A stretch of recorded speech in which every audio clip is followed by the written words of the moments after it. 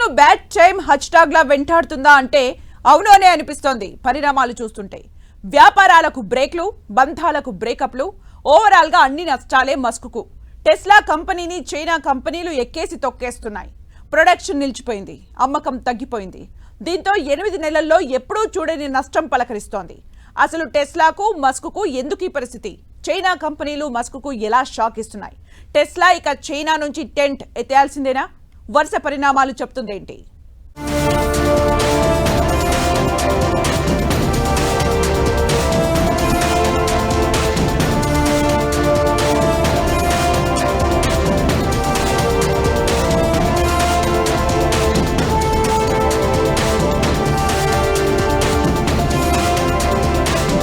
చైనాలో టెస్లా కంపెనీకి వరుస షాక్లు. టెస్లాను ఎక్కి తొక్కేస్తున్న చైనా కంపెనీలు, టెస్లా కంపెనీని మింగేస్తున్న చైనా సంస్థలు. అసలు చైనా కంపెనీల బలమేంటి? టెస్లాను అవి ఎలా అధిగమిస్తున్నాయి? ఇక చైనాలో టెస్లా టెంట్ ఎత్తేయాల్సిందేనా? కలిసి నడుద్దాం అనుకున్న వాళ్లతో బ్రేకప్ చెప్పాల్సి వచ్చింది. కలిసి వస్తుంది అనుకున్న వ్యాపారాలకు బ్రేక్ వస్తోంది. ఇలానే ఉంది కుబేరుడు మస్క్ పరిస్థితి. ట్రంప్తో ఈయన బ్రేకప్ గురించి ప్రపంచమంతా మాట్లాడుకుంటున్న వేళ ఆయన మానస పుత్రిక లాంటి టెస్లా కంపెనీ డౌన్ ఫాల్ కూడా స్టార్ట్ కావడం ఆసక్తికర చర్చకు దారితీస్తోంది. మస్క్కు ఎన్ని వ్యాపారాలు ఉన్నా టెస్లాకు ప్రత్యేక స్థానం. అలాంటి కంపెనీ ఇప్పుడు కష్టాల్లో చిక్కుకుంటుంది. ఏ చైనా సంస్థలకు ఇన్స్పిరేషన్ గా నిలిచిందో అదే కంపెనీలతో పోటీ పడలేని స్థాయికి చేరుకుంటోంది టెస్లా. చైనాలో పరిస్థితి మరింత దారుణంగా మారింది. ఒకప్పుడు ఎలక్ట్రిక్ వాహన పరిశ్రమకు రారాజుగా నిలిచిన టెస్లా ఇప్పుడు చైనాలోని ప్రత్యర్థుల నుంచి తీవ్రమైన పోటీ ఎదుర్కొంటోంది. టెస్లా స్ఫూర్తితో ఉత్పన్నమైన చైనీస్ కంపెనీలు అదే టెస్లాకు షాకుల మీద షాకులు ఇస్తున్నాయి. ఉత్పత్తుల నుంచి అమ్మకాల వరకు అన్నీ పడిపోయాయి, ఇంకా పడిపోతూనే ఉన్నాయి. ఏ విషయంలోనూ చైనా కంపెనీలకు కనీసం పోటీ ఇవ్వలేకపోతోంది టెస్లా.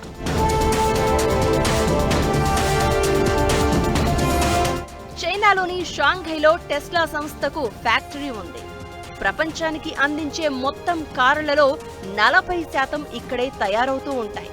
అలాంటిది గత 8 నెలలుగా ఇక్కడి ఉత్పత్తి భారీగా తగ్గిపోయింది.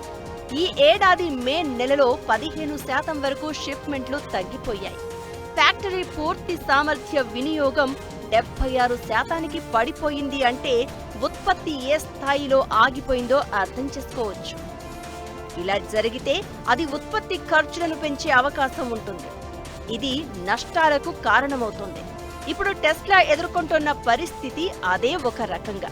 ఇక చైనా ఎలక్ట్రిక్ వాహనాల మార్కెట్లో టెస్లా వాటా గత 4 ఏళ్లలో సగానికి పైగా తగ్గిపోయి 2025లో 10%కి చేరుకుంది.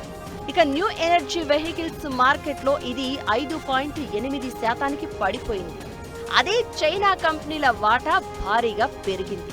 చైనాకు చెందిన BYD ఎలక్ట్రిక్ కారు కంపెనీల వాటా 27%కి చేరింది. BYD మాత్రమే కాదు, మిగతా కంపెనీల వాటా కూడా భారీగా పెరిగింది.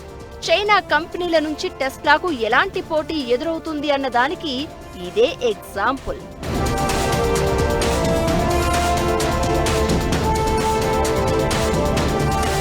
రెండు 2024లో చైనాలో 6,57,000 కంటే ఎక్కువ వాహనాలు టెస్లా విక్రయించింది. గత ఏడాది 8.8%కి మించి వృద్ధిని సాధించింది. టెస్లాకు చెందిన మోడల్ Y అత్యధికంగా అమ్ముడైన కారుగా రికార్డు క్రియేట్ చేసింది. ఇదే జోష్లో 2025లో చైనాలో 20 నుంచి 30% అమ్మకాలు పెరుగుతాయని మస్క్ లెక్కలేశారు. కట్ చేస్తే సీన్ రివర్స్. ఈ ఏడాది మొదటి 5 నెలల్లో 2 లక్షల కార్లు మాత్రమే విక్రయించారు. ఇయర్ ఆన్ ఇయర్ లెక్కేస్తే ఇది 7.82% నష్టమన్నమాట. ఈ ఏడాది మే నెలలో 38,558 కార్లను విక్రయించారు.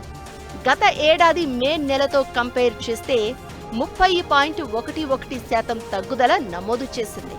2024 మేలో 55,215 ఎలక్ట్రిక్ కార్లను విక్రయించింది టెస్లా. షాంఘై ఫ్యాక్టరీలో model 3 sedan, model Y crossover కార్లను టెస్లా ఉత్పత్తి చేస్తుంది. దేశీయంగా విక్రయించడంతో పాటు అక్కడి నుంచే ప్రపంచ దేశాలకు ఎగుమతి చేస్తుంది. అయితే ఈ ఫ్యాక్టరీ పూర్తి స్థాయి సామర్థ్యాన్ని వినియోగించుకునే పరిస్థితి లేదు. దీనికి తోడు 0% ఫైనాన్స్ విధానం కూడా టెస్లా నష్టాలను మరింత పెంచుతోంది.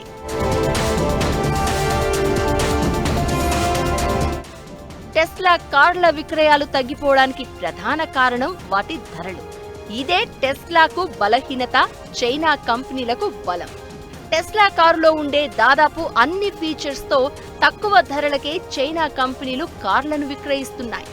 BYD, NIOతో పాటు స్మార్ట్ ఫోన్లు తయారు చేసే షియోమి లాంటి సంస్థలు కూడా ఆకర్షణీయమైన డిజైన్లు, ఎక్కువ రేంజ్, అధునాతన డ్రైవర్ అసిస్టెన్స్ ఫీచర్లతో తక్కువ ధరల్లో ఎలక్ట్రిక్ వాహనాలను అందిస్తున్నాయి. షియోమి సంస్థ నుంచి వస్తున్న YU7 మోడల్ కారు టెస్లా మోడల్ Yకి గట్టి పోటీ ఇస్తోంది. ఒకప్పుడు ఎలక్ట్రిక్ వాహన పరిశ్రమలో టెస్లా విప్లవం. అయితే టెస్లా స్ఫూర్తిగా పుట్టుకొచ్చిన చైనా ఈవీ కంపెనీలు ఇప్పుడు అదే సంస్థను వెనక్కి నెడుతున్నాయి. సరికొత్త ఆవిష్కరణలతో ముందుకు వస్తున్నాయి. చైనా కంపెనీలు ఎప్పటికప్పుడు అప్డేట్ వెర్షన్స్ తో వస్తూ ఉంటే టెస్లా మాత్రం దాని మీద దృష్టి పెట్టినట్లు కనిపించడం లేదు. Tesla latest model cyber truck మార్కెట్ను పెద్దగా అట్రాక్ట్ చేయడం లేదు.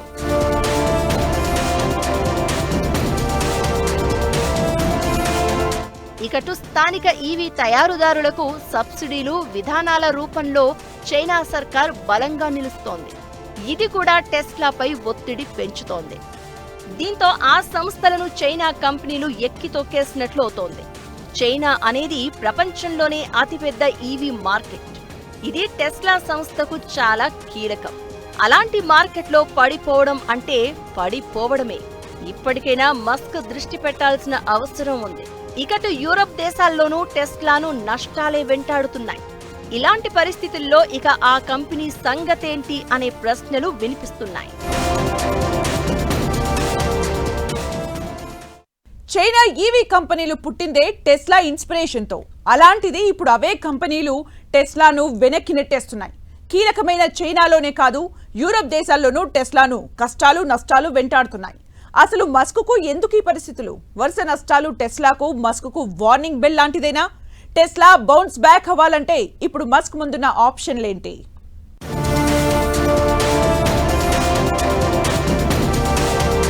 చైనాలోనే కాదు, యూరప్లోనూ సేమ్. భారీగా పడిపోతున్న టెస్లా కారు అమ్మకాలు. మస్క్కు ఇది వార్నింగ్ బెల్ లాంటిదేనా? టెస్లా బౌన్స్ బ్యాక్ అయ్యే ఛాన్సే లేదా? ఇప్పుడు మస్క్ ముందున్న ఆప్షన్లేంటి? చైనాలోనే కాదు, యూరప్ దేశాల్లోనూ టెస్లాకు వరుస షాకులు తగులుతున్నాయి. మార్చితో ముగిసిన త్రైమాసికంలో ఓవరాల్ గా టెస్లా విక్రయాలు 13% మేర క్షీణించి 3 ఏళ్ల కనిష్టానికి చేరాయి. గత ఏడాది జనవరి నుంచి మార్చి త్రైమాసికంలో ప్రపంచవ్యాప్తంగా టెస్లా 3,86,810 యూనిట్లను విక్రయించింది.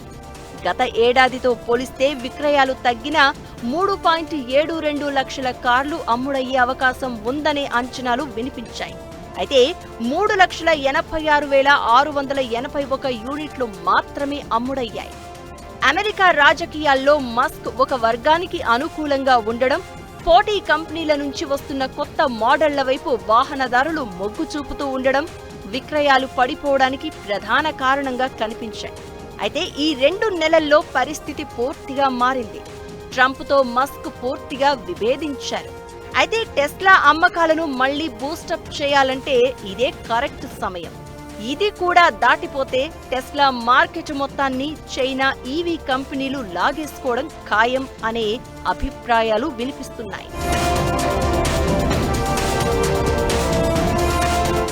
మస్క్ మీద యూరప్ జనాలు కోపంతో ఊగిపోతున్నారు. దీంతో ఆ ప్రభావం టెస్లా మీద పడుతోంది. ఇది BYDతో పాటు చైనా కంపెనీలకు భారీగా కలిసి వస్తోంది. ట్రంప్ టీంలో ఒకడిగా చేరినప్పటి నుంచి మస్క్ మీద విద్వేషం పెరుగుతోంది. దీనికి తోడు ట్రంప్ సుంకాలు కూడా మస్క్ మీద, టెస్లా మీద ప్రభావం చూపించాయి.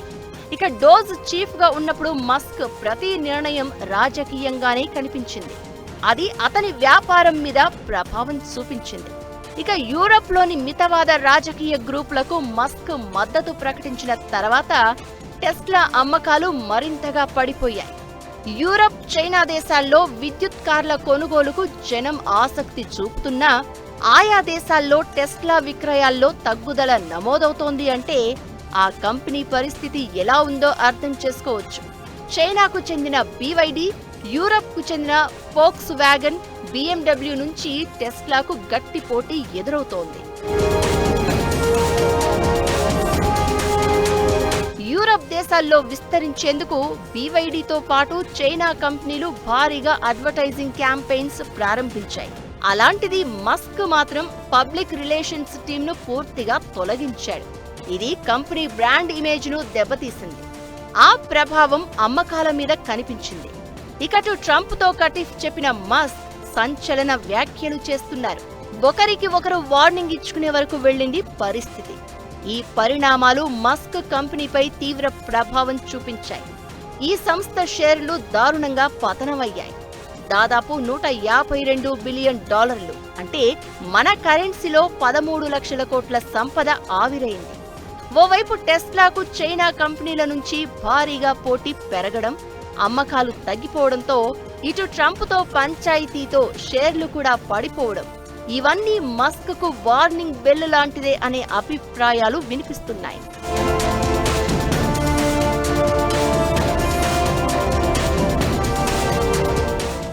సో టెస్లా అనేది లూజింగ్, అంటే తన ఆధిపత్యాన్ని కోల్పోతున్నటువంటి పరిస్థితి ఉంది.